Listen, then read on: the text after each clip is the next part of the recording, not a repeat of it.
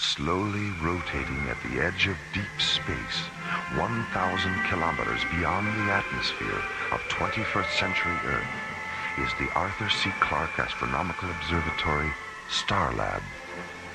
Here, Starlab Research Director Dr. Maura Cassidy and scientists and technicians of the International Space Authority, ISA, watch over the countless stars and planets that fill the silent distances beyond the giant space station.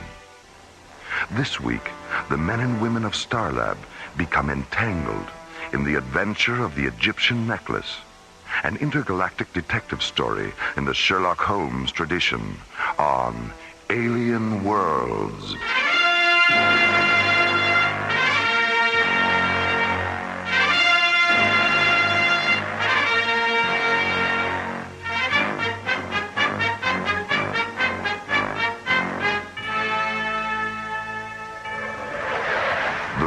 British Museum freighter Nile Delta, commanded by Captain Jack Lemus, is returning to Earth from the planet Thanatos. Aboard the freighter, the priceless King Tut exhibit, sent to Thanatos 2 weeks earlier as part of an interplanetary cultural exchange program. Nile Delta to Starlab Control. This is Starlab. Go ahead, Nile Delta. Is that you, Jerry? Affirmative, Captain. Are you planning to dock at Starlab on your way home? No, not this time. An ISA tanker came up from Cannabis 12 and refueled us on the other side of Saturn. No, I just wanted to say hello and invite you around for a visit if you're ever in London. My wife's got quite a lovely sister she's trying to marry off. And I've got some 40-year-old brandy that'll lift you right out of your boots. Thanks for the invitation, Captain. I'll take you up on it the first chance I get. I'll be looking for you. Nile Delta, clear. Starlab, out. That alien ship's back again, Captain. 3,500 meters off the port bow. Have you tried to contact her? We tried, but she still doesn't respond. All right, let's have another look at her. Full magnification this time. Hey, she's a beauty, isn't she? All white and slim like that. Do you recognize any of the markings, Tony? Wait a minute. What's that on the tail fin? The sun symbol? No, just below it. The blue and gold bird with its wings spread out. Isn't that the same? Hold on. She's dropping down a bit. Tony, she's been damaged. Top of the hull, amidships. There go the SOS flares.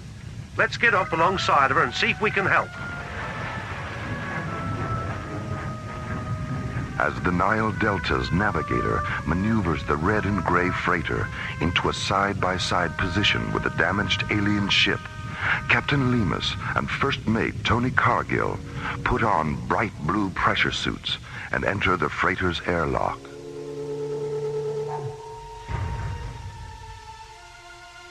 A moment later, an enclosed metal flex walkway slowly telescopes from the Nile Delta's airlock to an access hatch which has irised open in the hull of the fluorescent white alien spacecraft.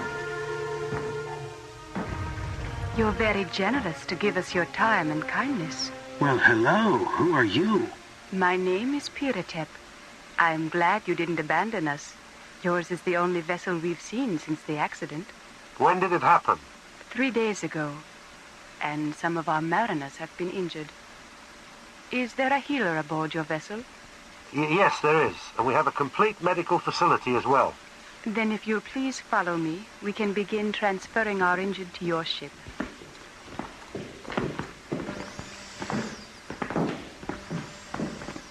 If you wish to remove your helmets, you'll be in no danger. We're oxygen breathers, too. Whew, well, that's better, isn't it? Aye, it was getting a bit stuffy in there. This is Amontef. Which of you is Captain Lemus? Well, I am. How do you know my name? We know the names of everyone aboard the Nile Delta. We also know it carries the afterlife treasures and mummified body of Tutankhamun. Your ship isn't damaged at all, is it? No, it isn't. Don't look now, Captain. But I think we've been set up for a little of the old smash and grab. What the bloody hell do you want with the King Tut treasure? It only has value on Earth. It's worthless out here. We don't want the entire treasure, Captain. Only the beaded floral necklace. It's not mine to give you. And even if it were, I wouldn't. I have a rule against being overly charitable to anyone who makes a fool of me or my friends. Come on, Tony, let's get back to the ship. Please, Captain, don't force me to use this weapon. A weapon? A tiny little thing? Let's get out of here, Captain.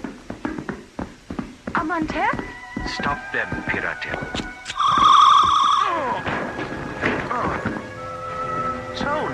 Tony!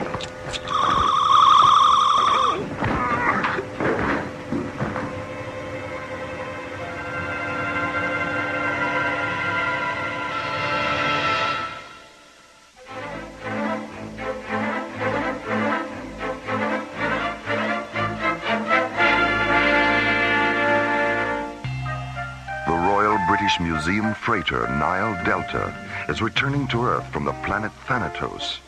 Aboard the freighter, the treasure of the Egyptian boy king Tutankhamun. Midway between Earth and Saturn, a damaged alien spacecraft appears and fires SOS flares.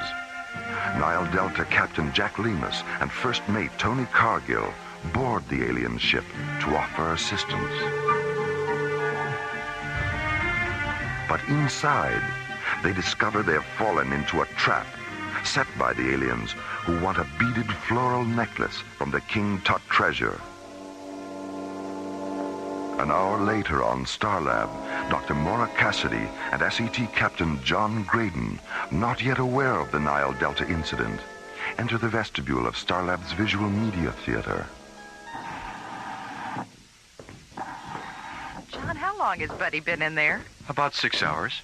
6 hours? What's he watching? The outtakes from Gravity's Rainbow? Oh, no, that was yesterday.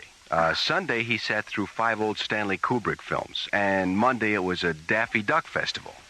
What he's watching today is anybody's guess. Maybe he fell asleep. Well, I wish he'd sleep a little faster. We're going to be late. Hi, Maura. Hi, John. Buddy.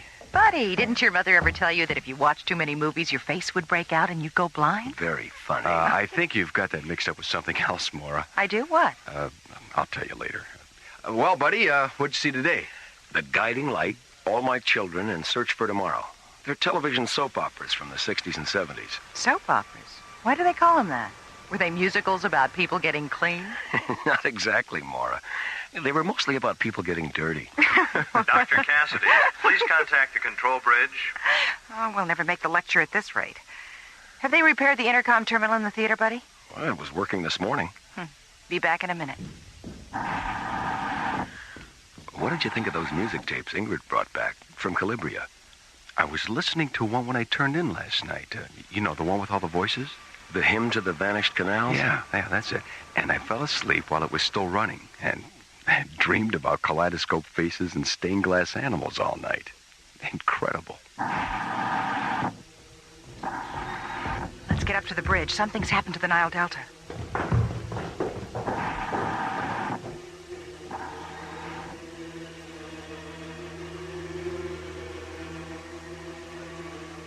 When we woke up, we were back aboard the Nile Delta. The rest of my chaps were still knocked out, and the necklace and the aliens were gone. Is the necklace the only thing missing? We don't know yet. We're still checking the manifest. Have you notified the museum yet? I'm going to do that just as soon as... Stand by, Starlab. Dr. Cassidy, our medical officer, Dr. Lomax, he's just come up from the cargo bay. He said the aliens opened the coffin, unwrapped the mummy down to the neck, and took a tissue sample from its face. A tissue sample? Is Dr. Lomax absolutely certain about that? He's positive, Dr. Cassidy, and he's holding up a little gold surgical instrument they dropped. Well, put it in a safe place and we'll analyze it when you get here. See you around midnight, Captain. Starlab out. Nile Delta clear. Buddy, John, what do you think?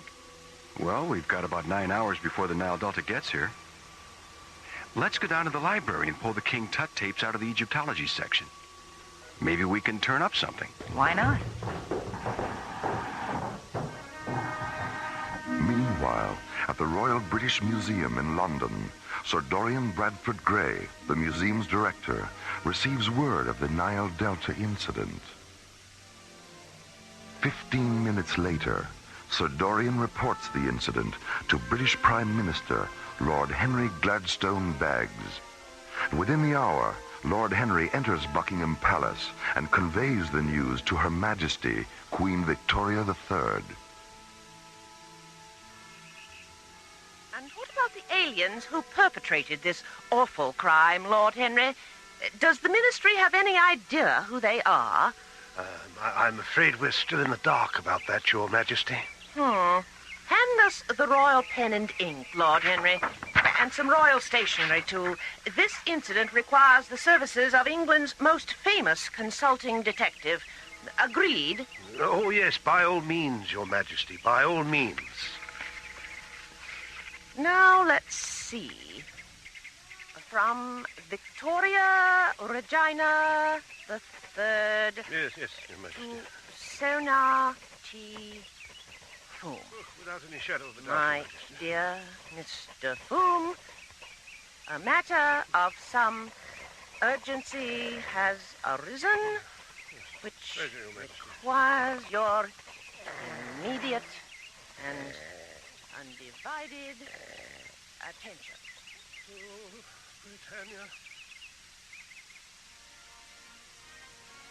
Meanwhile, in the heart of London's West End, Sonar T. Foom and his associate Dr. MacGuffin Drone are spending a quiet afternoon in their rooms at 221B Pennybaker Street.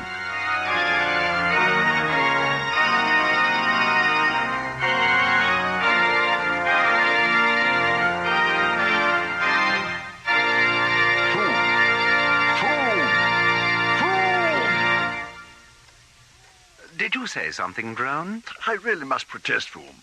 That instrument of yours had my London Gazette vibrating so rapidly, I could scarcely read today's news. Please forgive me, Drone, but you know how restless I am when there's nothing afoot to test my keen powers of observation and deduction. And music does, after all, soothe the savage beast. Well, if it's savage beasts you're interested in soothing, perhaps you should consider taking up residence at the zoo. Careful, Drone. I think you're skating on rather thin ice with that one. Just a moment.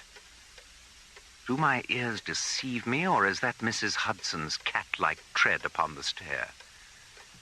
Yes, that's Mrs. Hudson, all right. No question about it. Come in, Mrs. Hudson. Why, Mr. Foom, how on earth did you know it was me? Elementary, my dear Mrs. Hudson.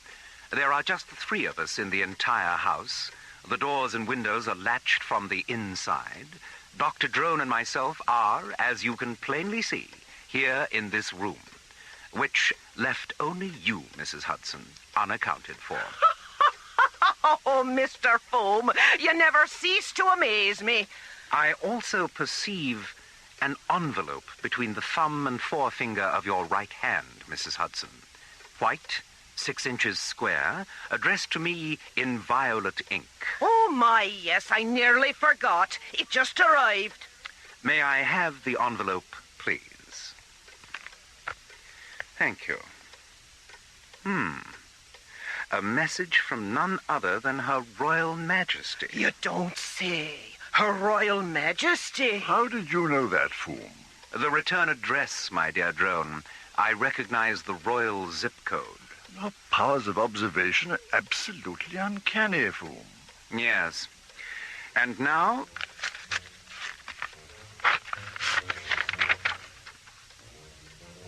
Egad, Drone.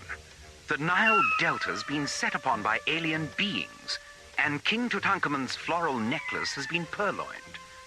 Her Majesty requests that we go to Star Lab at once and assist in the investigation of this beastly crime. Mrs. Hudson, call the airfield and tell Smattering to prepare the Bellerophon. Right away, Mr. Foom. Now, let's get our equipment sorted out, Drone. The game is afoot, and a new adventure is at hand.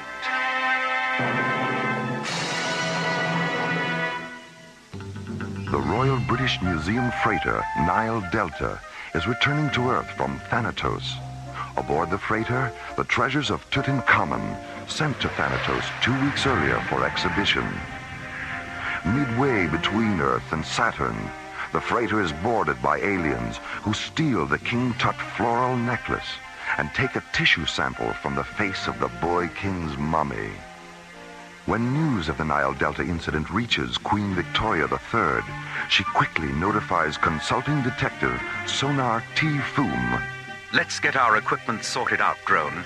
Her Majesty respectfully requests that we go to Starlab at once and assist in the investigation of this beastly crime.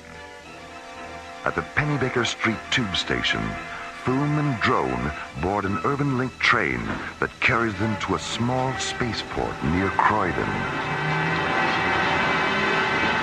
Crossing the field to Launch Pad 6, they board Foom's powerful multi-atmosphere cruiser, the Bellerophon, England's most sophisticated privately owned spacecraft.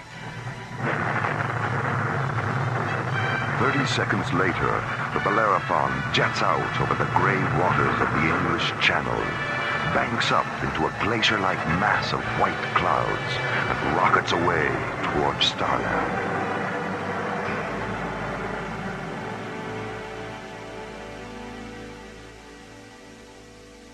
Let me know when Erica finishes replacing the AE-35 module, huh? Will do, Dr. Cassidy. See you later. Let's see. 9 o'clock. Well, time to feed my fish.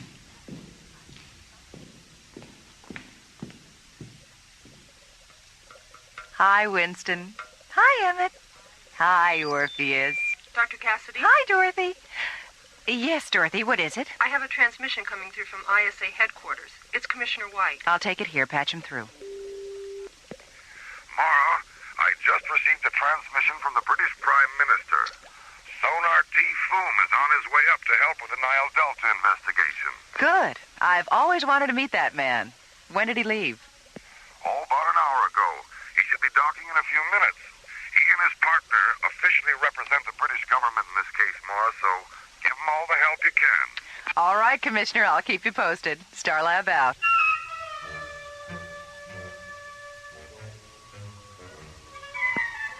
Good evening, Starlab. This is the Bellerophon. Sonar T.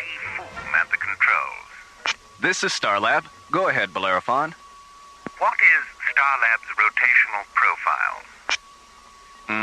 18 per minute on a variable axis of 0.3 degrees, non-correctable. Thank you so much. At our present rate of speed and your present rate of rotation, I calculate our docking orbit insertion coordinates will be 208 degrees at subvector 671. Hold on a minute. That's right. Did you calculate that in your head? Of course. That's amazing. Nothing to it, really. Now, what do you have in the way of empty docking bays? Number 14. Thank you so much. And will you please inform Dr. Cassidy that we'll be there in 1 minute, 13 seconds? Will do. Starlab out.